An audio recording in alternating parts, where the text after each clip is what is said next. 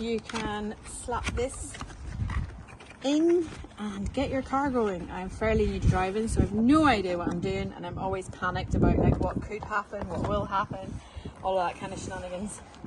So we are getting prepared. Let's have a look. So this is Topdon.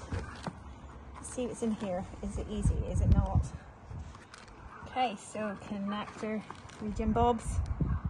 Pretty, you know, solid. You're gonna need a bit of strength to get that going. 2 of those.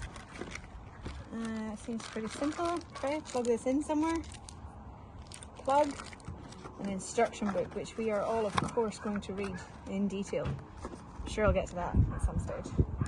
Let's see what else. I don't think this is the main event. Let's have a look. I'll put all this back in again, because I will lose everything. I like that there's a box. I like that the box is pretty and sturdy, you know, as much as these can be. This is pretty hefty. It's not too heavy, you know, but I'm not going to worry about getting it out if I need to. Torch, maybe.